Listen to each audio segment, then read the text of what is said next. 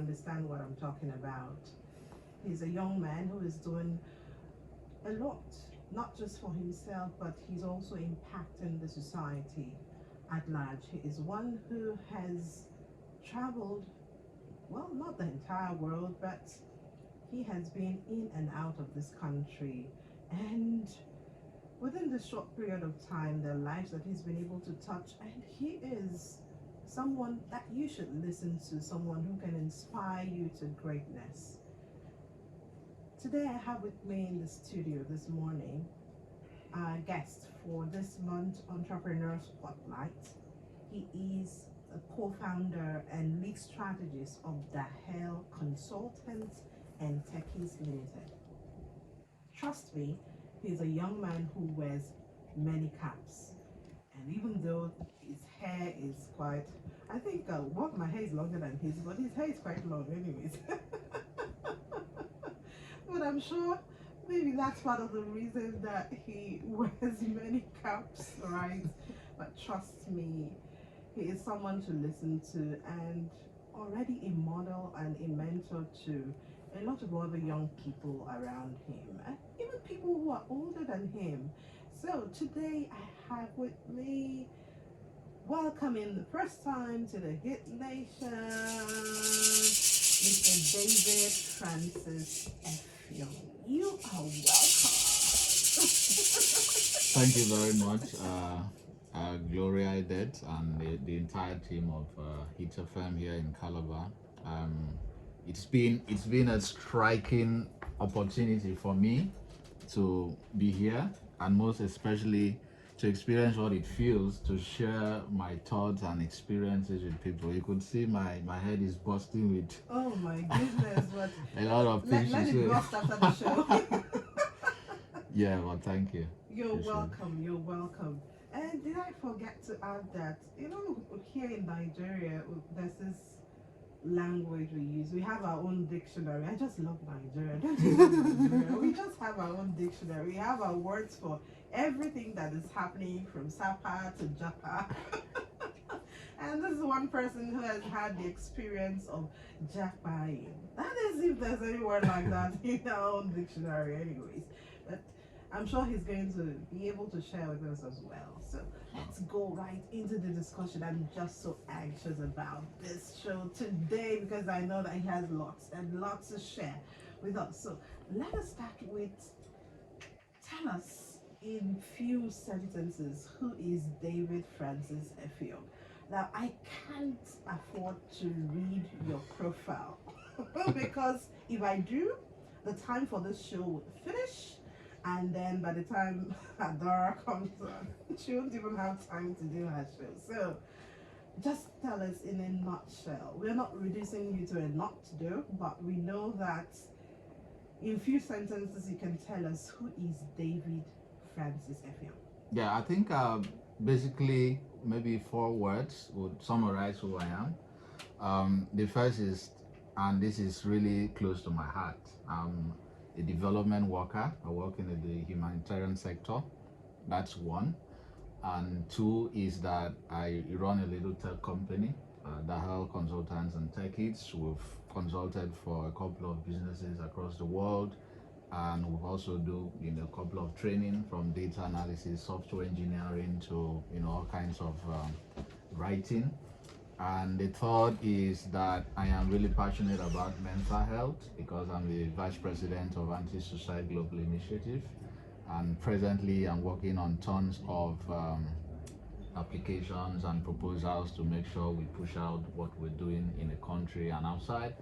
And I think the last thing is I consider myself to be a thought leader, because across social media, I have a couple of books here and there. I've organized different tons of sections.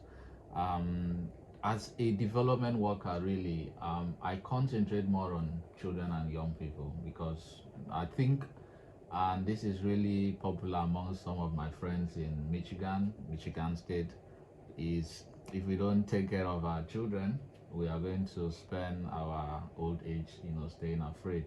So that is one thing that really pushes me. And in summary, I mean, if anyone wants to know, we just go and read all the other things. But I think that's me in summary. Excellent, excellent. And that nutshell is really a nutshell, right? And of course, we would really consider you to be a social entrepreneur. Am I right? Sure, That's sure, very sure, correct, of sure. course. That's why you're on the show today. Yeah. Because there has to be an entrepreneur somewhere. Yeah, yeah, yeah. Okay, so let's get to know why and how you ventured into your field of endeavor. Now, I know that you do a lot of things beyond your development work and, of course, what you do in the technology industry. So, why and how did you venture into your field of endeavor? Well, poverty is a very interesting motivation. If Poverty. yeah, if you have traveled to, I've been to 26 states in the country. I've worked in rural communities, and I've also been to at least 11 states in the US. And then, of course, you look at a couple of other countries, you would see that people do not have the audacity to remain human beings if they are not allowed to elevate the amazingness that they have inside of them. And if you go to some communities, you'll be really amazed that there is some kid there who has millions, thousands of potential, but I agree. there is no light at all, you know. And when I visit these places, I say, no, I cannot be confined to a space where I'll be sitting down to, you know, just listen to one particular person. I'm not saying working with people. I've worked with people for years, but I needed to do more because my heart was kicking to see how I could at least alleviate the economic or improve the economic conditions of some of these communities where I work. Of course, use is too much theory, and at the end of the day, there's no one. It's you want people to come and learn sewing, but they don't even have transportation. They don't even have food to eat. You know, so that was a greatest motivator. You know? And secondly, for my person, that it's for my community. For my person, I was looking at constant development and growth, because there is no how you run a business. You are always looking out for the next trending thing, relevant thing, actually the next positive thing in your industry, the next big person you need to reach out to.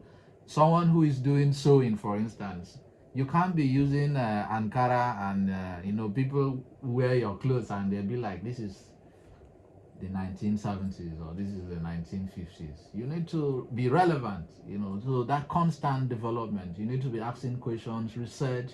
I wanted to do that. Not that I enjoy being a marathon person, but then, that push to become more, because in becoming more, you also give more. And even with a little effort, you do more for your community, and your impact can actually be felt, because people can see that this guy is not just talking. He's shown experience, he's shown development in himself, the way he speaks, the way he writes, the way he shows you what you need to do. And it's an incredible driver of change in the community. And for me, if I want to say the last thing, is a positive impact. Because when people listen to your show, for instance, there's someone who just needs that kick, like a car. You just put your key.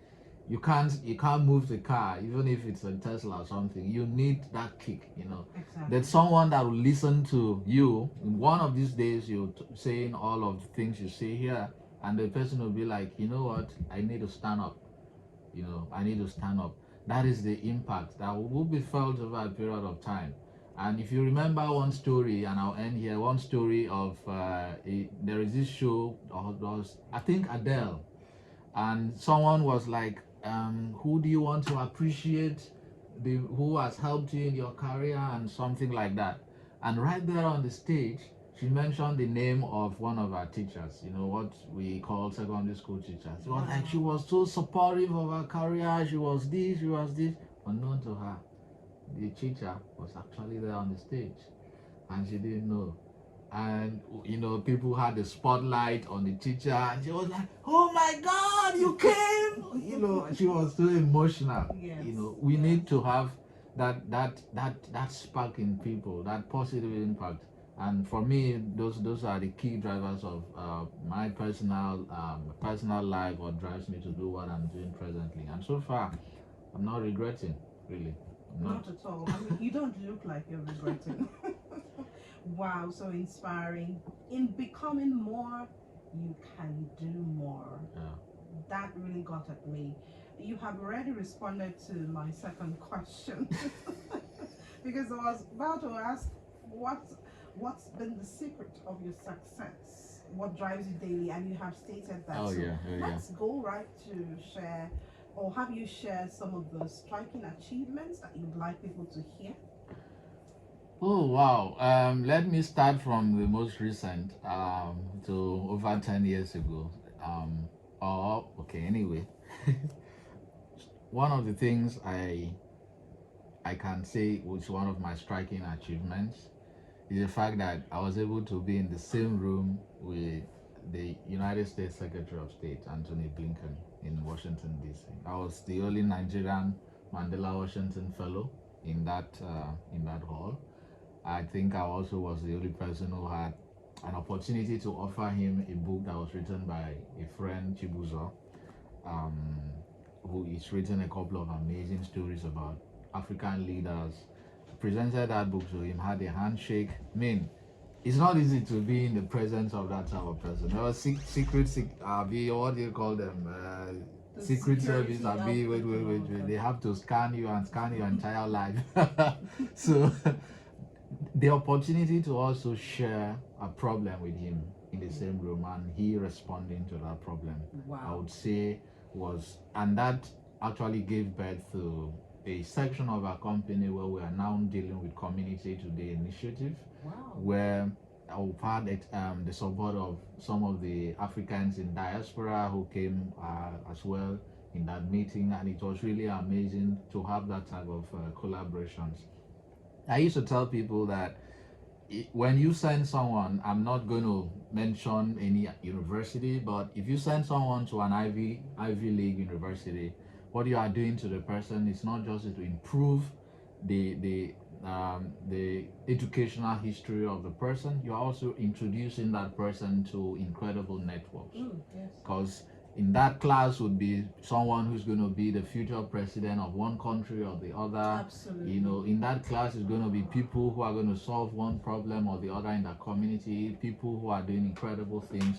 So that was one of my achievements, and I'm so happy that that was made possible by IREX and Department of State. Another achievement, and this for me beats most of the things I've done, was the fact that I anchored and initiated the very first children-centered fashion show out of West Africa. Really? I think it's even the first, because normally when we talk about fashion shows, we don't include children from vulnerable communities. We don't make them feel that this is something they can do. They don't speak about their story in a way that is fashionable. Yes. So my team then, we decided, you know what, let us show people that some of the street children you are seeing have the potential and the audacity to become more. And let us take a few of them that we were able to rescue over a couple of years. Let us train them. It was an amazing event. We had over 8,000 persons listening from across everywhere, and we had a lot of people in that community who came around. And I think when I was interviewed before I went to the US, they asked me this question. They asked me, and the way I spoke about it, so passionate about it, and I said, you know what? I think we should replicate this success, not just in the community where this happened, but everywhere else. And that is the story I want to talk about. I think another achievement, I've had a ton really, but one other one I would mention, and this goes far back, was I'm also saying this to maybe those who are in school, university, or colleges, and they are thinking that when it comes to achievement, you need to be one big man or one big woman, or something in between up there. Immediately after my university, I volunteered to teach at the time in a rural community in Nasarawa State. And I was a performance poet, rather. I'm a performance poet in Abuja Literary Society. So I was always either commuting between Abuja and Nasarawa State. And then I discovered that there were really talented students in that community who were, they just didn't want to be forced into a classroom to be taught literature and something. I could see they were always asking me daring questions. You know, when I showed them the picture of me with Kule, this one of these Nollywood directors, they were like, "Nah, they don't believe, they don't believe, they don't believe." I said, "Okay, no problem. I'm going to blow you guys' minds." And then it occurred to me that look, there's some persons in the rural communities do not have the audacity to dream, not because they can't, but because they don't have they don't have someone to show them that it's possible. So what did I do? I started sponsoring some of them to attend literary events in Abuja from my pockets. My salary was basically how much then? 18,000. 18,000 cannot buy anybody Bone Street or what is it? So so I was using half of the money to learn more skills, and then the other half to just survive, right? And then like 3 months I stopped paying for some online courses, decided to sponsor these kids. Then when I saw their energy, I said, well, let's bring back what they have learned to their community. And so we now initiated the very first performance poetry competition in Nasarawa State. Wow. And moved from there to sponsor the very first spelling bee and performance poetry competition again in the University of Abuja at the time. And to see these kids coming in after selling what is it, akara, after selling akara and all those things people sell in the morning, rush to school, after school they will stay back to rehearse and perform poems. When they go to the assembly ground, they always ask them, "Do you have anything to say, kids?" And someone will come and I want to perform a poem, and then they start performing and stuff like that. That for me, it was from that point I told myself, no matter where you walk, David, try to make not just a lot of impact, but try to start something. Try to be a little bit more to yourself so that you can be more to other people. And that for me was the beginning of a series of events that will build up to where I am today.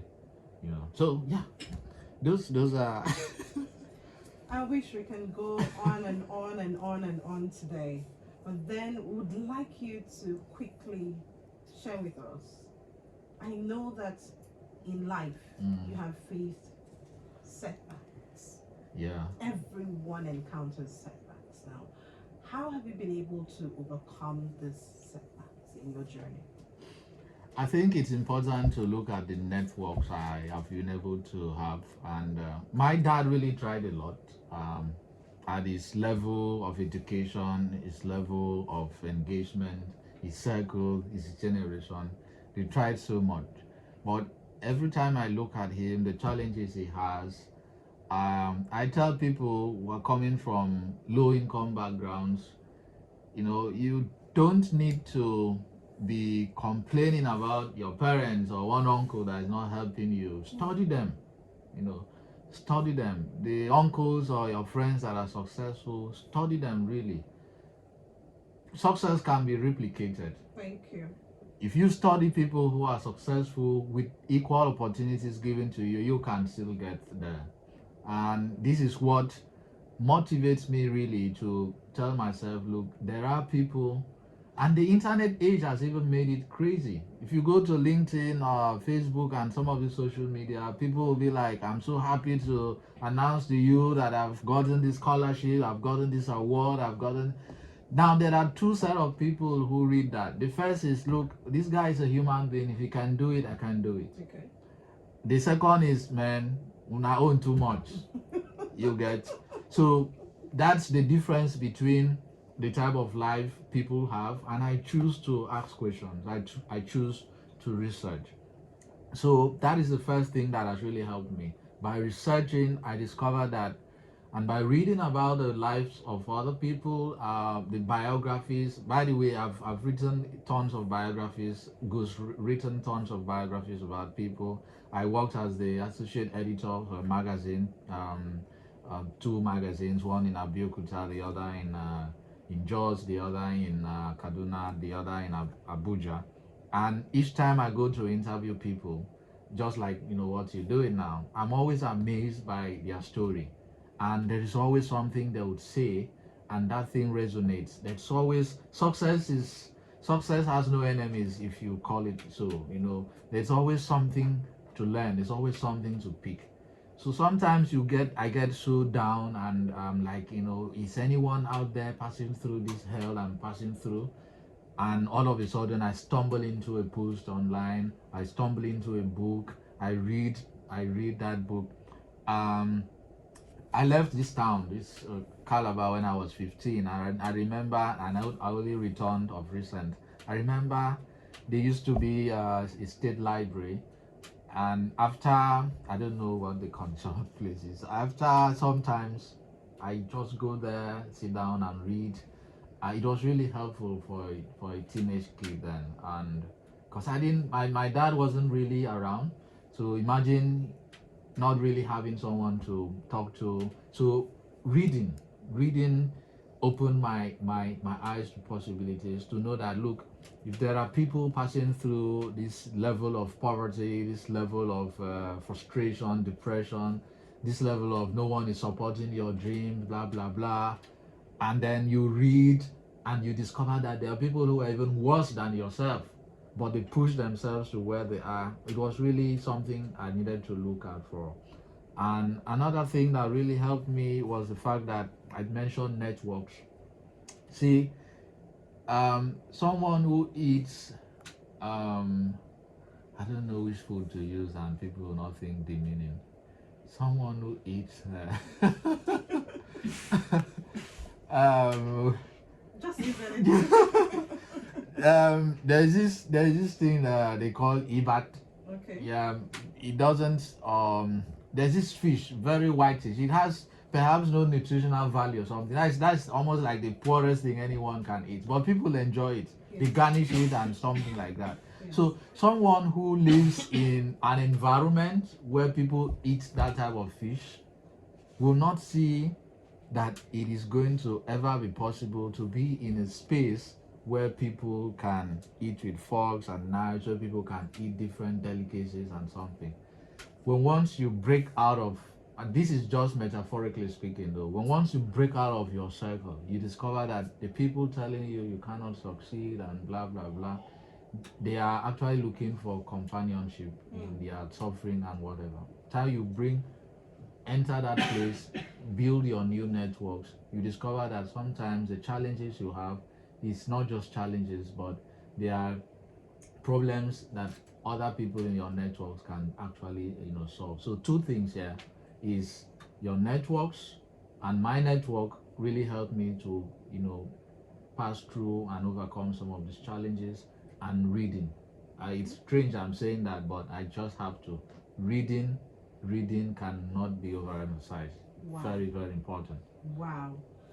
It's been an amazing time with David Francis EFFIONG right here in the studio this morning on your favorite business talk show, Hit 95.9 FM, My Business.